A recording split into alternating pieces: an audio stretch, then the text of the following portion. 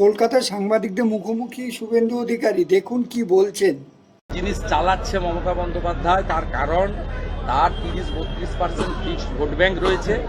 বাকি গরিব হিন্দুদেরকে কোথাও শপথ মোল্লাদের দিয়ে ভয় দেখিয়ে ভোট দিতে দিচ্ছে না, কোথাও 1000 টাকার লক্ষ্মীর ভাণ্ডারের লোভ দেখিয়ে ভোট নিচ্ছে। যতক্ষণ না নিজেদের সংস্কৃতি এবং ধর্ম রক্ষার জন্য 70% হিন্দুর 70% হিন্দু 70-এর মধ্যে 70% ঐক্যবদ্ধ হয়ে একে না হারাচ্ছে, ততক্ষণ পর্যন্ত এই যন্ত্রণা চলবে। আমি সিপিএমকে তাড়ানোর ক্ষেত্রে অন্যতম ভূমিকা নিয়েছিলাম। ও এখনও সিপিএমের রোল হচ্ছে তৃণমূলকে সাহায্যকারী হিসেবে, কিন্তু ওই সরকারও কখনো তাদের সময়ে এসব জিনিস করেনি। কিছু কিছু জলঙ্গি এবং মুর্শিদাবাদে কিছু কিছু স্কুলে আগেই বন্ধ হয়েছিল সিপিএমের সময়, সেটাতে সরকারের কোনো ভূমিকা ছিল না, পুলিশের ভূমিকা ছিল না, কিছু মৌলবাদীর ভূমিকা ছিল। কিন্তু এখন তো সরাসরি সরকার পুলিশকে দিয়ে এটা করছে। এখানকার যারা অন্য ধর্মের ধর্মীয় নেতারা আছে, তারা যতটা না সরস্বতী পুজো বন্ধ করতে চাইছেন, তার থেকে বেশি সরস্বতী পুজো বন্ধ করতে চাইছেন মমতা বন্দ্যোপাধ্যায় এবং তার সরকার। গেরুয়া রঙের প্রতি ঘৃণা, জয় শ্রীরামকে অপশব্দ বলা, ভারত মাতা কি জয় বলতে পারা যাবে না, বিজেপিকে কর্মসূচি করতে দেওয়া হবে না। টক শোতে আপনারা একদম উদ্ধার করে দেন কেউ কেউ। বিজেপি কোথায়? আর বিজেপিকে কোথাও এই হাইকোর্ট ছাড়া এখানে আপনি বসে করতেন নাকি? এইখানে যখন ডেকোরেটরের মাল আসতো তখনই তো তুলে নিয়ে চলে যেত। পরিস্থিতিটা কোন জায়গায় নিয়ে গেছে আপনি দেখুন। একজন লিডার অব অপোজিশন, তাকে 74 টাইম হাইকোর্টে যেতে হয়েছে 3.5 বছরে কর্মসূচি করার জন্য। মমতা ব্যানার্জিও বিরোধী নেত্রী ছিলেন, তাকে তো স্পেস দিয়ে গেছেন জ্যোতি বসু আর বুদ্ধদেব ভট্টাচার্য।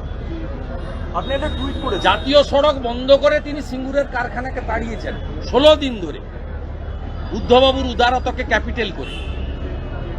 এখানে তো 16 মিনিট আপনাকে দাঁড়াতে দেবে না। আপনাকে সন্ধ্যার পরে বলতে হবে যাতে মেয়রেল বা তার পারিষদরা এখানে চলে যায়।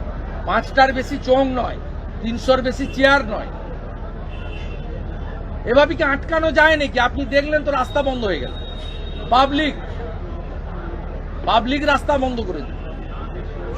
মমতা ব্যানার্জির ভোট ব্যাংক যারা দেখুন, মুসলিমরা কত দাঁড়িয়ে গেছে, তারাও যন্ত্রণায় আছে, কিন্তু তাদের কিছু করার নেই।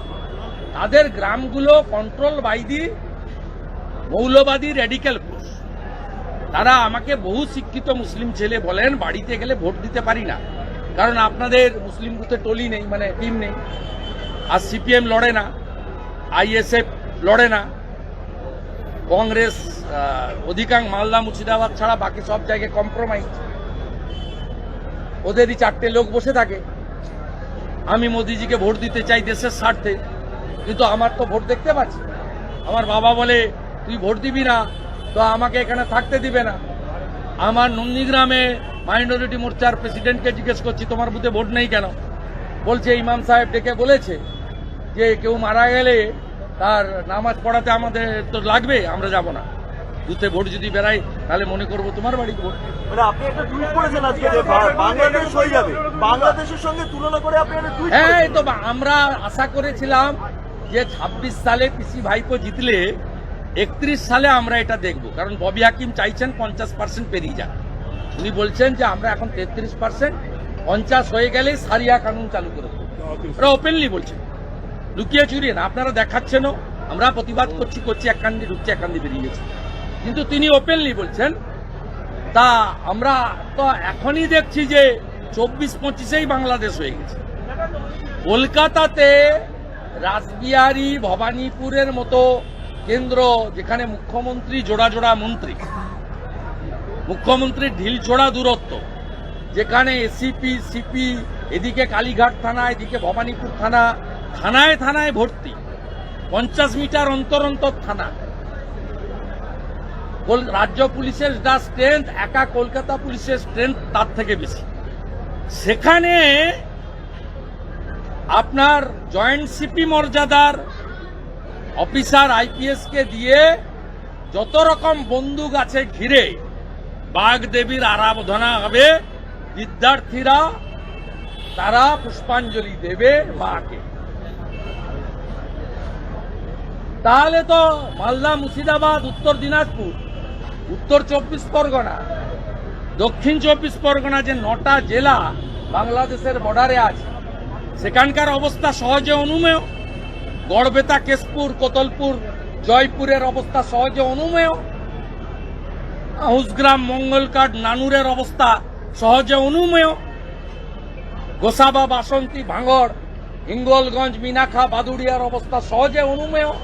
তাতেও হাইকোর্টকে সেখানে ভূমিকা নিতে হলো। এই অনুমতির জন্য হাইকোর্টকে হস্তক্ষেপ করতে হচ্ছে। মানে কলকাতার দিকে সরস্বতী পুজো করার জন্য হাইকোর্টকে আপনি যাকে প্রশ্ন করছেন তাকে 74 বার হাইকোর্টে যেতে হয়েছে, শুধু কর্মসূচি। সমর্থকরা, জনগণ জড়ো হবে, আমার কথা বা রাজ্যের কথা বা আমার দলের কথা আমি বলবো, যেটা বাবা সাহেব আম্বেদকর আমাকে সংবিধানে দিয়ে গেছে, তার জন্য যেতে হয়েছে, কোনো আইন অমান্য নয়।